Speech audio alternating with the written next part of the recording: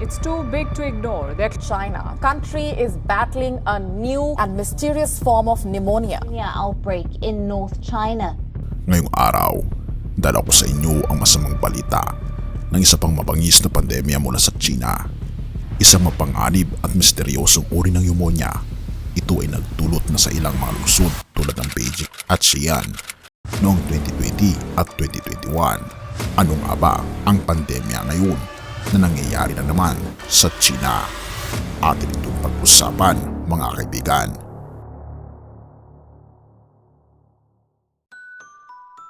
Kung nais mong makatulong sa ating channel at nais mo na mga ganitong content, inaanyayahan kita kaibigan na i-click ang subscribe button at notification bell upang ma-update ka sa mga contents na katulad nito.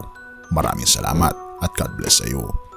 Ang pinakamasidhing inilabas ng produkto ng China, ang COVID-19, ay nagdala ng mundo sa pag-urong. Maaari bang gugulatin ng mapagsik na pneumonia na ito ang buong mundo ngayon? Muling nakakasakit ang mga tao, muling natatabunan ang mga ospital sa China at ang mahabang pila para sa mga kama sa ospital ay bumabalik. Muling sinusubukan ng China na itago ang katotohanan at muling lumalabas ito sa kanyang kontrol. Kinakabahan ako patungkol dito at dapat ka rin mabahala, lalo na kung ikaw ay may anak at hindi pa nabaksin sa bahay o mga nakatatandang na may comorbidity. Ika pa sa WIO News, tingnan mo kung anong nangyayari sa China. Puno ang mga bata at mga ospital. May mga larawan mula sa lungsod tulad ng Xi'an na nagpapakita ng magulang na pumupuno sa mga ospital at mga video sa social media na nagpapakita ng mga bata na nag-aaral habang may intravenous drip sa ospital. Pareho ito ng kwento mula sa kapital Beijing hanggang sa mga probinsya tulad ng Liaoning at sa maraming lugar. Kansilado ang mga klase. Ito ay isang mapanganib na pag-echo ng mga eksena noong mga unang araw ng virus sa Wuhan. Sa gayon na sitwasyon, napipilitan na magsalita ang China. Kamakailan lamang, isinagawa ng China's National Health Commission ang isang press conference kung saan inamin ang biglang pagtaas ng mga kaso ng mga respiratory diseases. Subalit sinikap nitong bawasan ang kahalagahan ng sitwasyon. Sinabi ng mga otoridad na maaring ang mga may sakit ay dulot ng pagkalat ng influenza, pneumonia o RSV. Sa madaling salita, iniisang tabi ng China ito bilang isang pangkaraniwang pagtaas ng kaso ng pneumonia. Ang pneumonia ay isang impeksyon na nakakaapekto sa baga. Ang mga nagkakasakit dito ay may ubo, lagnat at kung minsan ay pagpapahirap ng paghinga. Ngunit ang nangyayari sa China ay iba. May mataas na lagnat, may pamamaga ng baga, ngunit walang ubo. Ito ay hindi pangkaraniwang pneumonia. Tandaan mo rin ang Wuhan virus na nagsimula bilang isang hindi may paliwanag na pneumonia. Ang parehong surveillance platform na nagtanong tungkol sa hindi kilalang virus noong 2019 ay naglabas na naman ng alerto ukol sa misteryosong pneumonia sa China. Ang mga magulang sa China ay nag-aalala at nagtatanong sa mga otoridad kung ito ay isa na namang tinatakpan na epidemya ng China. Ang paglalakbay papunta at mula sa China ay napakalaki at tila isang bagay na oras lang bago maging pandemya na pwedeng pumatay mula sa China. Ito ba ang nangyayari? Pansinin ang timing. Ang unang kaso ng Wuhan virus ay iniugma sa pagitan ng mid-October at November at ngayon ay Nobyembre na naman. Sa pamagitan ng Disyembre 2019, kumalat na ang Wuhan virus sa lahat ng probinsya sa China at sa Pebrero halos 90 na bansa ang na-infect. Sa Marso, 990,000 na tao ang na-infect at nag-umpisa ng mamatay ang libu-libo. Ang Marso ay 4 na buwan lang at wala ng oras. Nasaan ang World Health Organization?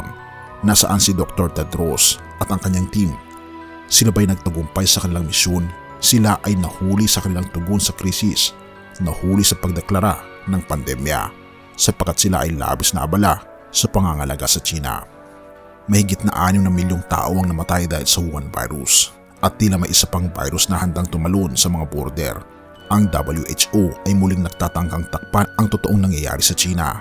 Kung makikita mo ang opisina ng WHO sa China na humihingi ng impormasyon mula sa Beijing at humihingi rin ng mga lab results, sinasabi ng opisina na ang mga kaso ng undiagnosed pneumonia sa mga bata ay maaaring hindi konektado sa kabuuang pagtaas ng mga impeksyon sa respiratory sa oras na ito. Sa ibang salita, niloloko ng China ang lahat at ito ay hindi isang seasonal flu, hindi tama sa nangyayari. Ngunit ano ang ginagawa ng WHO? Sa halip na maglabas ng alerto, nagtataas ng babala sa China. Isang pangkaraniwang check ang iniutos. Inuulat lang ito ng wiun sa inyo. May mga video ng mga bata na nag-aaral habang may intravenous drip sa ospital. Paano ito naging pangkaraniwan? Sa ideal na sitwasyon, dapat sumagot ang China sa mga babala ng WHO sa loob ng 24 oras. Ngunit si Dr. Tedros ay walang kahingahan na paalalahanan ang China na ang deadline ay lumipas na at maraming buhay ang nakataya. Ang tanong ay, may plano ba ang WHO patungkol sa bagay na ito at paano ito mapipigilan? Santiago 1 verse 2-3. Mga kapatid ko, ituring ninyong buong kagalakan kapag dumaranas kayo ng iba't ibang uri ng pagsubok. Nalalaman ninyo na ang pagsubok sa inyong pananampalataya ay nagbubunga ng pagtitiis. Kaibigan, kailangan natin magtiis sa mga bagay na katulad nito. Hindi natin alam kung anong nangyayari. Hindi natin alam kung ano ang hinaharap. Ngunit alam natin kung sino ang dapat nating kapitan sa mga pagkakataong ito at walang iba kundi ang ating Panginoong Diyos. Manampalataya tayo sa Kanya sapagkat naniniwala ako sa Kanyang pangako na hindi niya tayo papapayaan. Purihin ang ating Panginoong Diyos at salamat kaibigan sa iyong panonood. Tayong manalangin. Ama naming banal mga Panginoon naming Diyos, kami po'y lubos na nagpapasalamat sa inyo. Salamat Panginoon dahil sa kabila ng mga pangyayari sa mundo na hindi po namin mawari kung ano na nga ba ang nangyayari, ay wala po kaming ibang gagawin kundi manampalataya sa inyo. Panghawakan Panginoon ang inyo pong pangako dahil kinakailangan po namin ito ngayon at sa aming mga hinaharap na sitwasyon. Salamat po Panginoon sa inyo pong pag-aalaga sa bawat isa at salamat sa aming Panginoong Jesucristo na siyang nabayubay sa krus upang kami po'y magkaroon ng buhay na walang hanggan, na wala na pong pandemya, wala na pong problema at digmaan. Salamat Panginoon at patawarin po kami sa lahat ng aming pagkukulang at pagkakasala. Patuloy niyo pong alagaan Panginoon ang mga kaibigan po namin sa China pagkat ito ay aming samot hiling sa matamis na pangalan ng aming Panginoong Jesus. Amen.